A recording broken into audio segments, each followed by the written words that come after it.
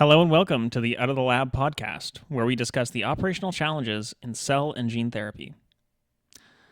Each episode, we sit down with a different voice in the space, from executives and scientists to patients and advocates, to figure out exactly where the industry is breaking down and how to fix it. Today, I'm joined with repeat guest, Tatyana Matveeva, Director of cGMP Operations at Harvard and Mass General. Tatyana, welcome to the show. Thank you. Thanks for having me again. It's a pleasure. Well, Tatyana, in this episode, I'd love to get into a fascinating subject we haven't explored much, which is supply chain challenges in cell therapy. So one thing I'd like to sort of open with is a contrast when we look at like biologics or vaccines, which can be manufactured in a huge bioreactor, and you can dose many people with that. There are certain supply chain sort of operations there. And then when we're talking about cell and gene therapies, which are personalized medicine, it's a little bit different when we're manufacturing a single patient's dose in one bioreactor at a time. And I'd love to sort of get into that as a starting point. Yeah, it's a huge topic. The first thing to consider is that when we're talking about biopharma, the biopharmaceutical supply chain is really big and really complicated. And so when you're focusing in on, let's say, a phase 1-2 trial or something of that nature, usually if we talk about supply chain in that narrow context, what people automatically consider is, all of your materials and your initial supplies and all that good stuff. But that's really a small portion of the supply chain, all of which directly affects the quality of the final product. So, again, at the level of a single small-scale trial, supply chain problems can range from, do we have enough of all necessary starting materials all at one time, one batch? Do we have any security over alternatives should something happen? And so it almost gets overly simplified to become something like secure duplicates. But as you can imagine, securing duplicates is kind of an obvious thing that, yes, of course, we need to have backups and you need to allocate some kind of planning and system to ensure that you have everything you need.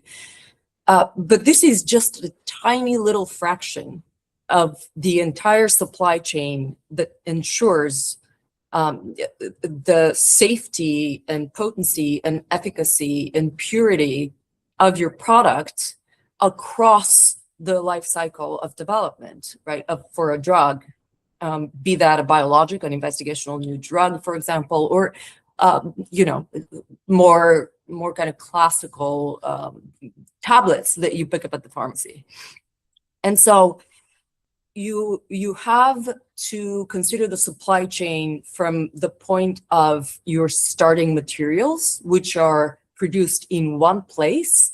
Those starting materials themselves have a supply chain to get them to the next processor, who then perhaps, maybe mixes them with excipients or somehow produces the dosing, and then there's the packaging, and then there's the final, sterilization, whatever. And all of these stages are subject to regulatory requirements that are quite strict, down to what leaflets you put inside your, drug box. And those are in place because many drugs tend to be somewhat stable, but many are not. And so you have to account for how stable your intermediate product is, or your final product is, or your active ingredients are, under what conditions and for what length of time. And that will determine the choice of distribution and of storage, especially if you're stockpiling. And you've heard a lot about stockpiling. You spoke about vaccines. Well, that's recently enough been on everyone's mind. When you are conserving large amounts of a drug substance, anywhere across the supply chain, you really have to consider more spokes to the supply chain that can readily affect the integrity of the product, right? So if the stability is in question, then you need to know the duration for which you can store something under very specific conditions. You have to consider additional layers of supply chain to secure the integrity of the product, whether that be cold supply chain, some kind of containment, transitional distribution regulations that affect things. And so the supply chain is much bigger than simply, having a contract with some global manufacturer of, a small molecule or some other compound that goes into your production cycle. Of course, that's part of it, but this, while it does affect enormously the manufacturing process, is one of many more distributed things that affect the manufacturing process and what ultimately can get to the patient safely. So the network for supply chain is not just, having local contracts with suppliers or manufacturers that deliver to you whatever it is you need to start making your drug. It involves a huge collaborative, but also competitive network of very specialized intermediaries, whether they be CDMOs who maybe just make your small molecule, or the supplier to a pharma name that makes a particular product from that starting molecule.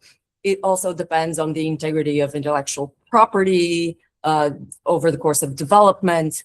All of these are part of that big network.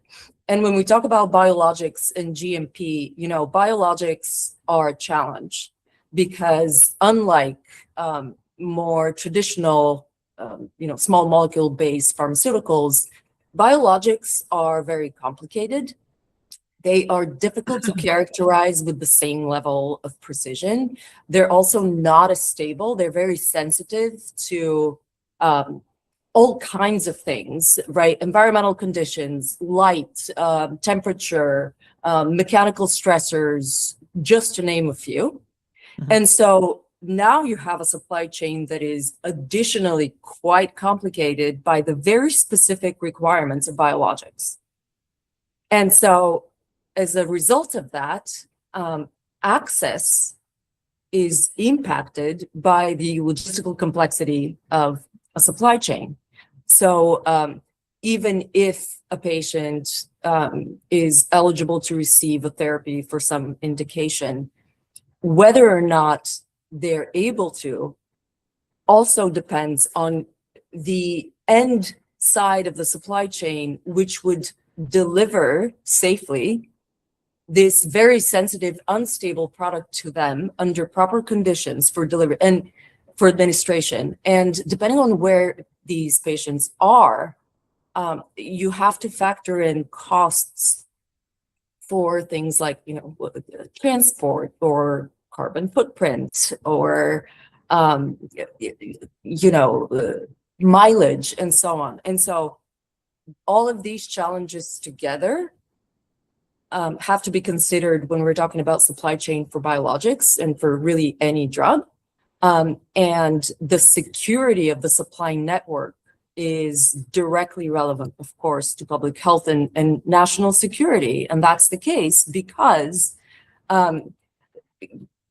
especially in developed countries, we have the privilege of having relatively easy access to drugs. And we are often unaware of the very complicated network of supply chain that ultimately gets us with our prescription to go into a pharmacy and get the drug we need, or get into a hospital and receive a new therapy. But even small perturbations anywhere along that supply chain, let alone large perturbations like geopolitical pressures or labor constraints or tariffs or regulatory flexibility or dynamic changes in the regulatory environment, all of those change how that market functions and how straightforward it is to really keep delivering or keep developing drugs. So it's a complicated and sensitive topic, and it's really worth understanding in detail, particularly as we're seeing these very large mergers and acquisitions that are currently happening, these multi-billion-dollar deals, which rely on very complex global networks that are subject to different pressures, different operational histories, different infrastructural requirements. And unless we assess all those, and we can really sort of see how under simulated but realistic disruptive pressures those nodes of this complicated system hold up, and what we need to put in place to remediate should anything happen. Unless you do that kind of analysis, it's really difficult to talk about how big the size of the risk is for any one of those very, very large entities. Wow. Okay. There's a lot going on here. So a couple of things come to mind. One is thinking about risk and the sort of progression of an asset through clinical trials. I'm curious if thinking about the supply chain from the sort of earliest stages, if that is something that can be really helpful down the line, or is it the type of thing that gets increasingly complex throughout the process, and so that's kind of the way it goes? And that's something I'd be curious about. It's a great question. The temptation is, because yes, you're right, it is complicated, and usually, again, if we go to the beginning of the life cycle of a drug, right, still in development, preclinical, no GMP, no IND, you're just discovering. Mm-hmm. The temptation to put all of your attention and resources there and not consider, if you are, singularly manufacturing this drug throughout a life cycle, which is rare, right? But if you just focus on a single stage and you treat all of these developmental stages as very discrete, independent entities in a way that you can take care of individually as they come, from a supply chain perspective, which is a security perspective, I think you are taking a massive, although commonly taken risk, and it will cost a lot down the line. Mm-hmm. So the safer and I think more risk intelligent way to do it would be to really at least attempt to map out the infrastructure at a bare minimum, let's say up to a phase 1 trial, that it would take to have this, first product, this developer drug, or active ingredient or whatever it is, and go through the manufacturability and flight scalability of that. And what that allows you to do is predict, first of all, it really puts an emphasis on understanding very well the properties of that developing product, so that you can establish what kinds of infrastructure and safeguards need to be put in place, not in the ideal case scenario where nothing bad happens, but in a really risk-based approach in which you create realistic stressors in the system to establish what safeguards you need to put in place to prevent the whole thing from collapsing, to prevent an extinction event. And the important thing is also to avoid treating these different stages, again, as discrete. They're not. They really are continuous. They appear discrete to us, and they take a long time. I can fully appreciate that, but they are continuous and they are mutually contingent. And so even if the developer develops the drug and now they're ready to give it to the next person, a CDMO, or, for a larger scale kind of trial for production, whether that be clinical or preclinical, now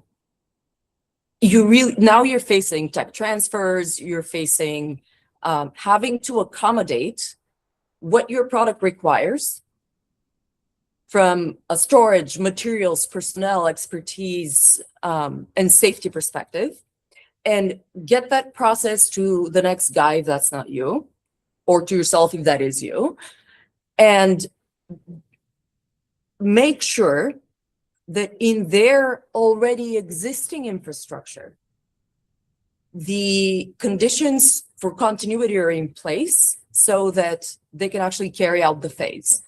Because otherwise, as we've seen, many drugs sometimes die immediately post-development. They just can't make it to the next stage for various reasons. Or the scarier variation of that, sometimes, we've recently seen this, after a phase 3 trial, there is a rejection. Mm-hmm. And you don't want to perpetuate that subtle risk down the line just because you haven't encountered something catastrophic yet. That's not the right way to do it.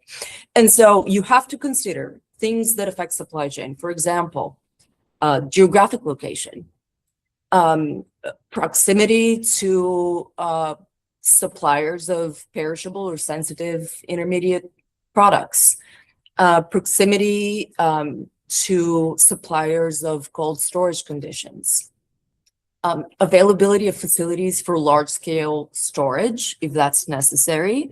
And sometimes in drug production, you do that. You would create a very large batch, and then you store it before it's packaged in some location. That's a risk, right? Because then you need to secure conditions. You need to know how long you can keep your drugs there before they reach the packaging stage, and before they, they're now transported to the third place, which is either an intermediary between production and the pharmacy, or directly to the pharmacy, or if it's allowed legally, directly to the patient. And so planning for these, clarifying, really shedding light on the full supply chain needs before the stages are upon us of production is absolutely imperative. You cannot really assess or put a price tag on risk if the financials look good, or, yes, we've confirmed there are indeed facilities or something. That's an inventory, right? That is not a true estimation of, is the existing supply chain platform, and I include manufacturing in that, all those conditions that affect the safety of the drug, can those really meet the planned output of this phase?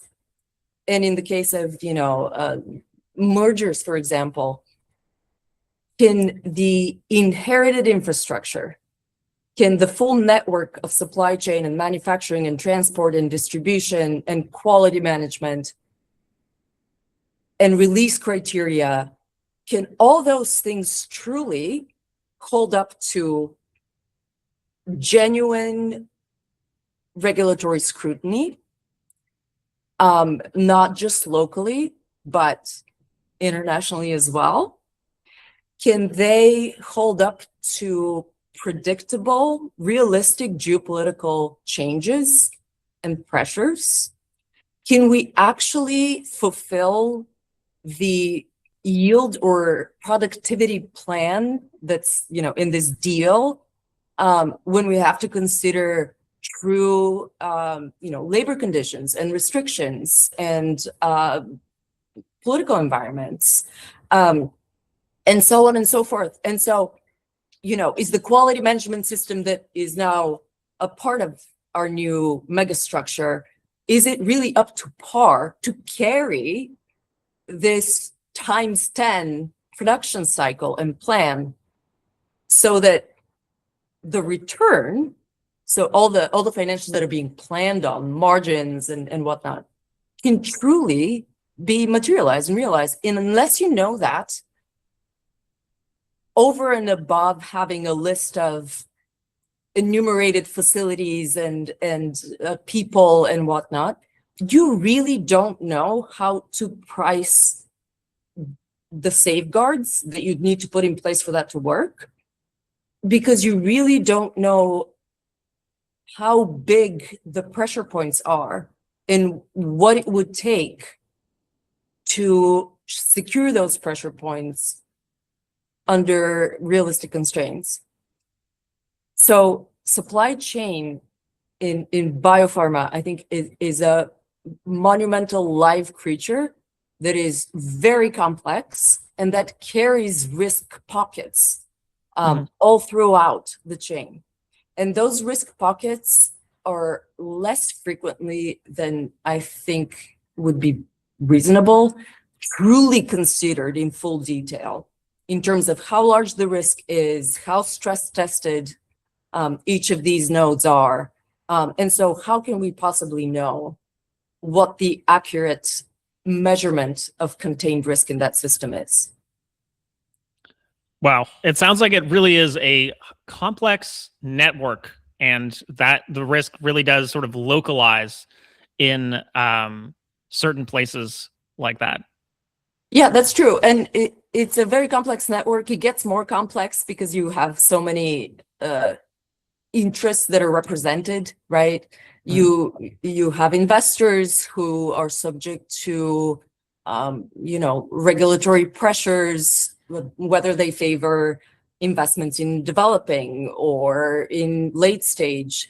That alone has a massive effect on supply chain in turn, right? Because it may affect the future availability of starting active ingredients and therefore development of drugs and therefore access to them and so on and so forth.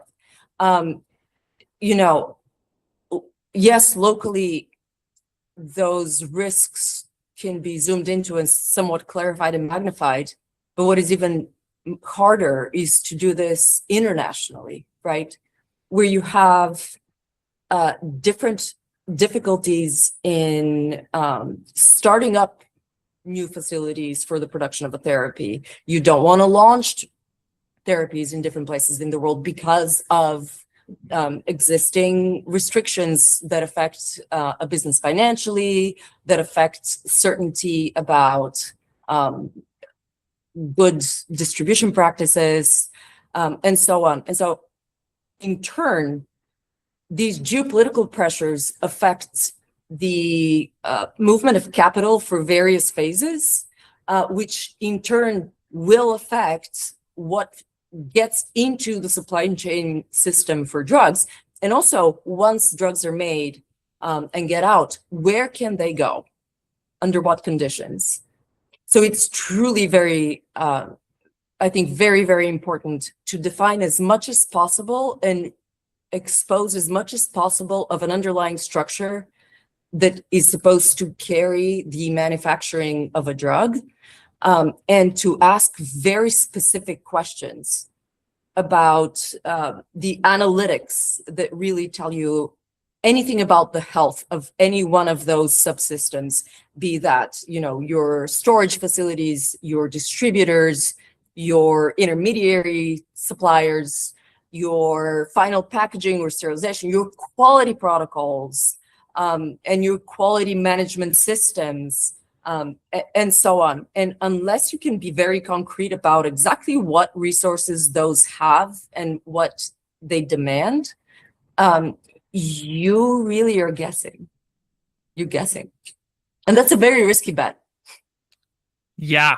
So thinking sort of international here, one thing I'm curious about is, so we've talked about the risks associated with certain materials. Now, most of these companies that own a clinical trial and they're developing an asset, they're involved with subcontractors, CDMOs, CROs.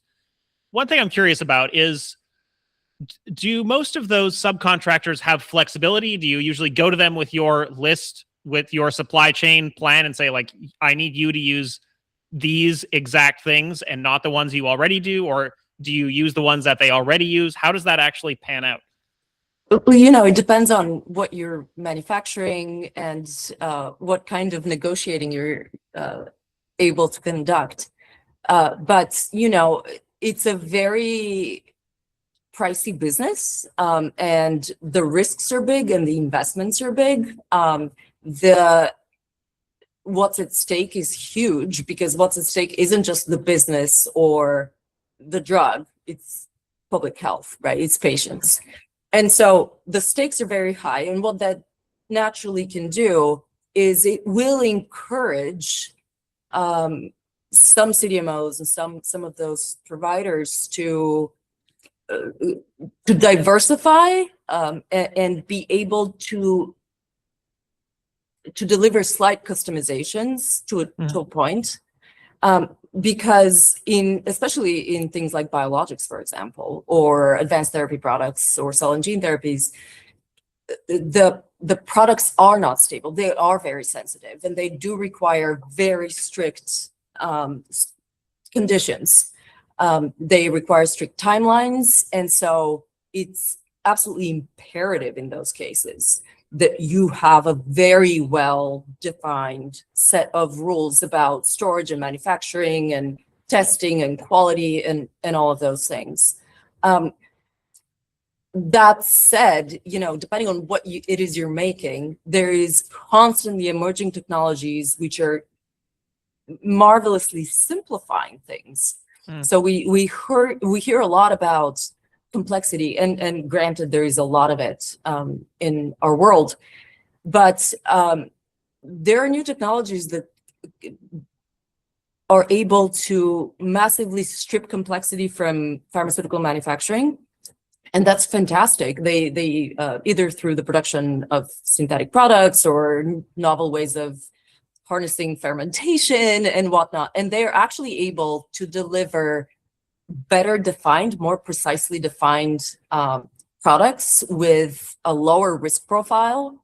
And so both are going on, right? In the world of advanced therapy products and cell and gene therapies and all these fairly novel, still mastered new biotech production spheres, there is substantial complexity, and it also depends on whether you're in the autologous therapy space or you're in the allogeneic therapy space. Each of them comes with its own very unique complications. As you mentioned, in the autologous space at the beginning of this podcast, you are making products that are very unique to the patient, right? Mm-hmm. They come from your starting material is your patient, and the drug product that you end up with is solely for this patient and nobody else. And so naturally, now you have variability from one product to the next, and that's expected. And in that case, you really are in the business of not just uniformity of the process, but really mastery of the process, because you can have a uniform process that is flawed. Mm-hmm. And so that's a very different problem from having a therapy that you can deliver to many different patients, but it has other complications and risk profile and so on. But both would likely require very strict storage and maintenance conditions, very strict expertise when the drug product is being prepared for administration into the patient, very strict timelines for stability and viability.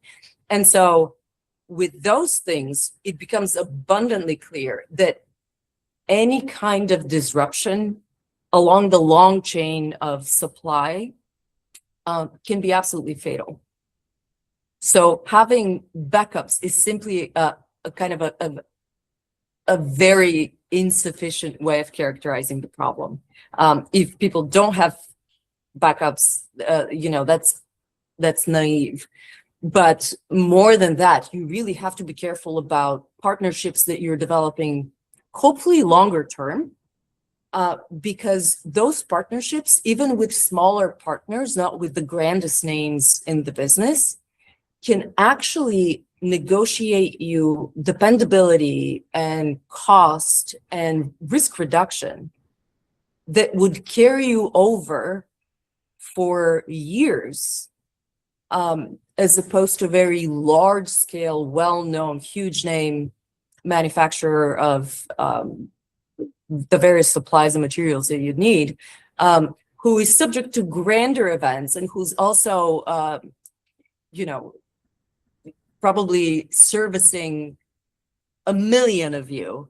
And so the resolution they're capable of when it comes to dealing with a single customer is not great, right? And so all of these things have to be part of the so-called backups in supply chain, because it's not just about having layers of, plan B, C, and D. It's also having a realistic plan to simulate the risks that you're subject to that would cause your enterprise to quit.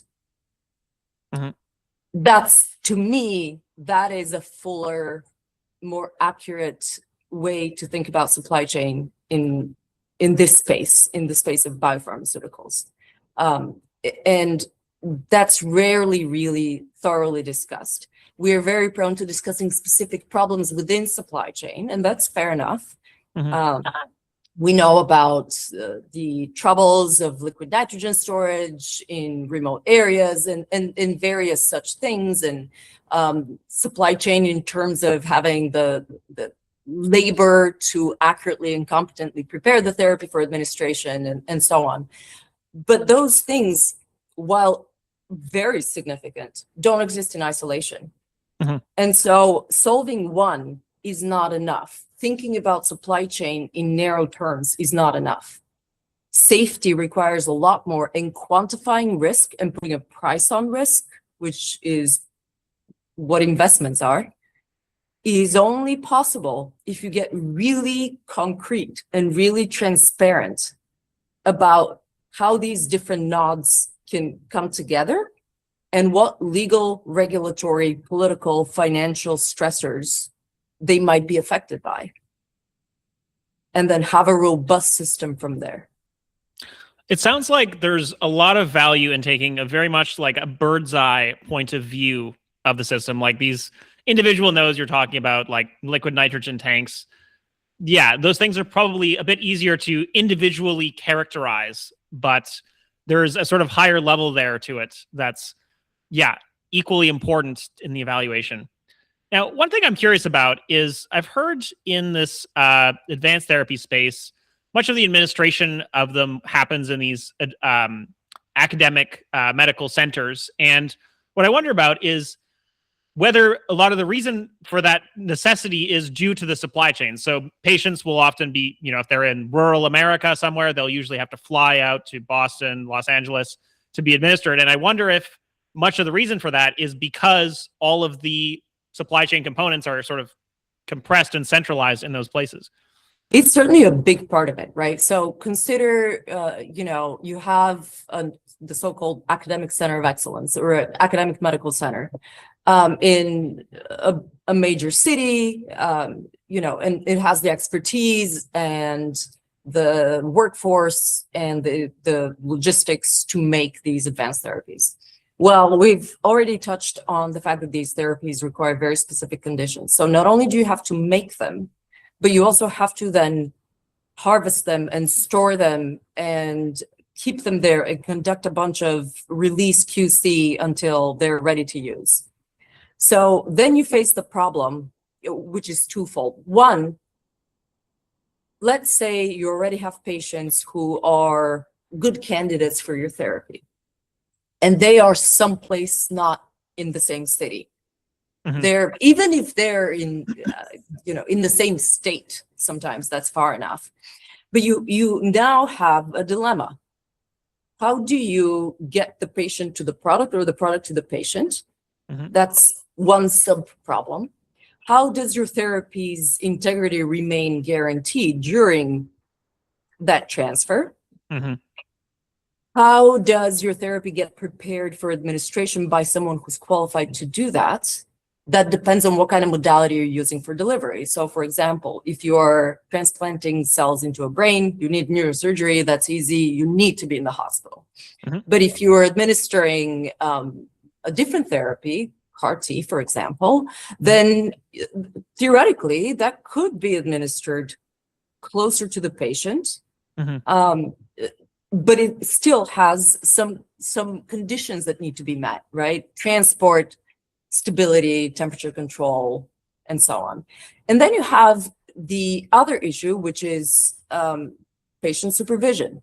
What's the profile of the drug? Do you need to admit the patient? For how long? Do you need to monitor adverse events and what have you? So that too, for many of these advanced therapies would mean that if you have a patient come to one of these academic medical centers to deliver the therapy to them, then it makes a lot more sense to, an academic medical centers has most of the infrastructure to keep those products safe. They can, cryopreserve them for a very long time. They know how to, thaw them. They can measure a bunch of stuff before the therapy is delivered to the patient or administered.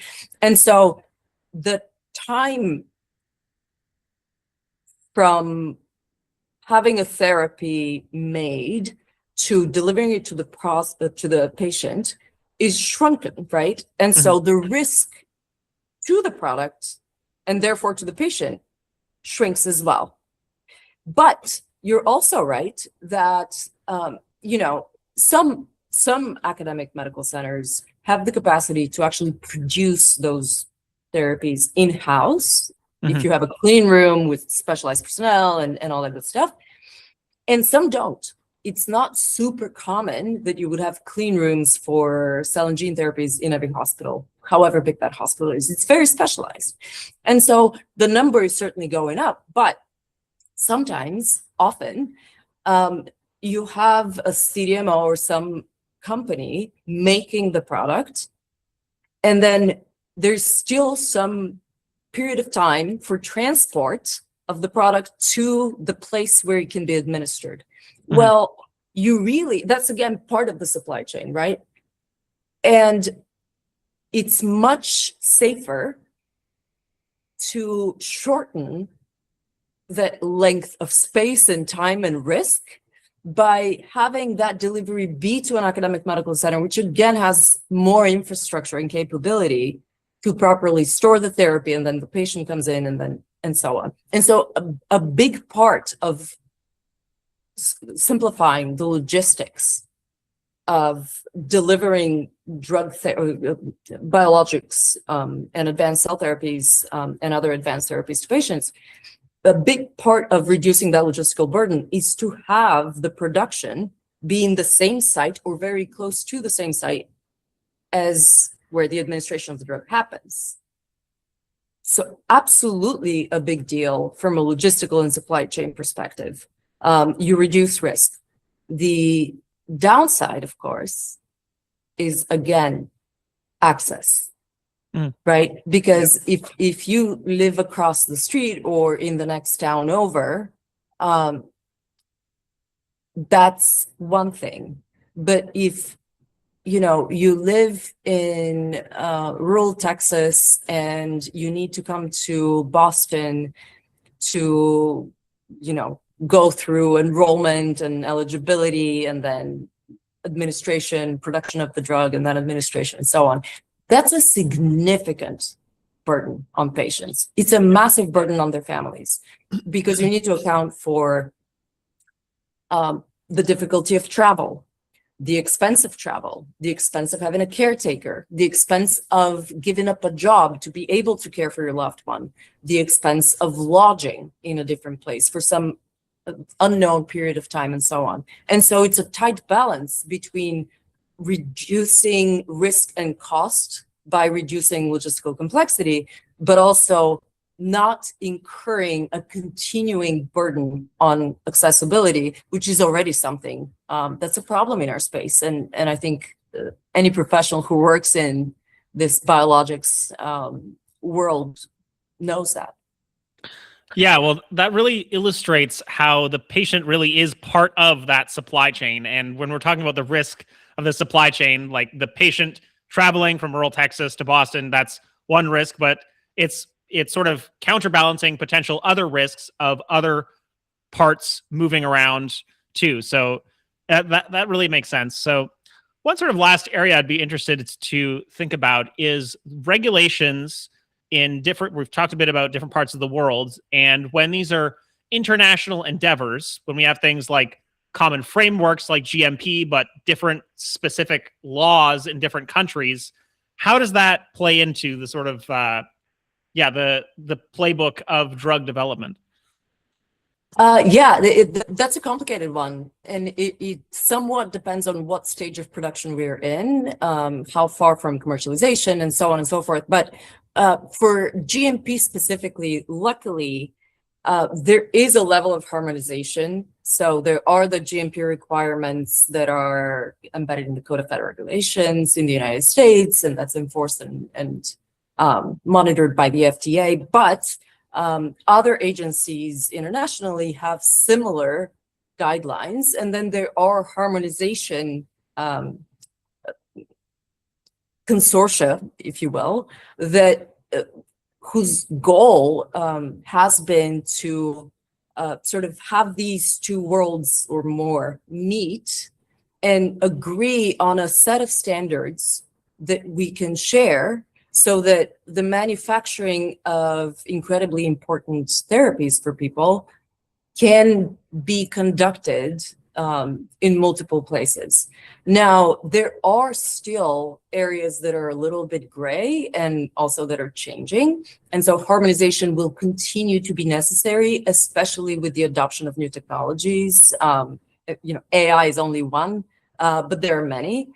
And then comes the second kind of also very challenging issue, which is when you are past your testing phases and you're now applying for commercialization. So you basically become the license holder for a therapy that can now be put into the market.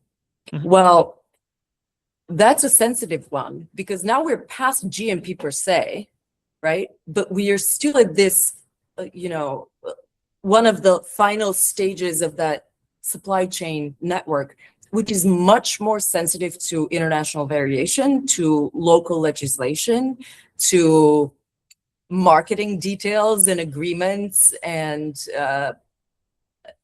negotiations. And so even if you have your GMP facilities and your quality model kind of synchronized across sites, or with mild variations that can be accommodated, your success when it comes to launching your drug in the market is highly variable depending on where you are in the world. So if you are making the very same drug in the United States, and you license it, will you be able to launch that same drug in London?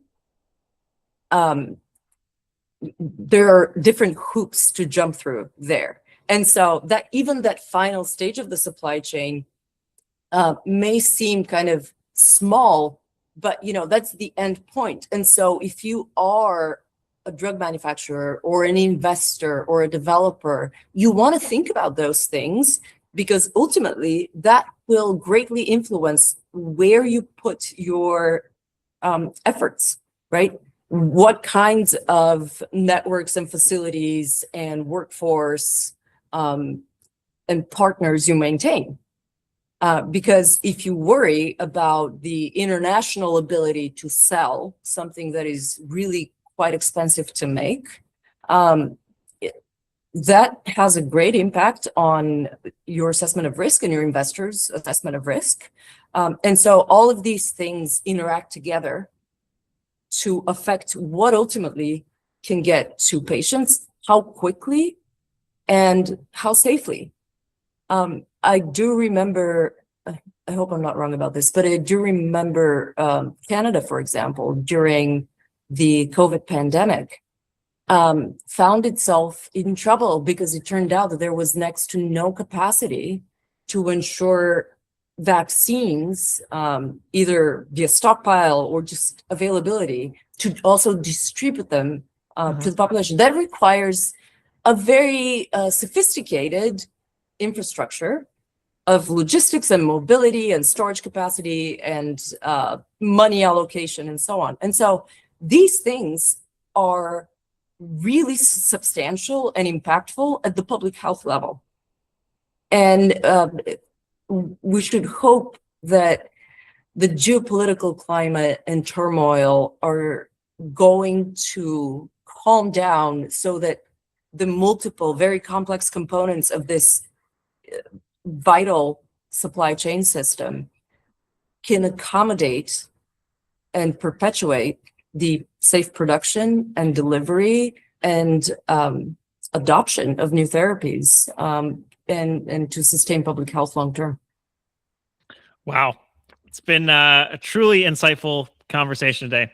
Thank you so much for joining us. Thanks for having me.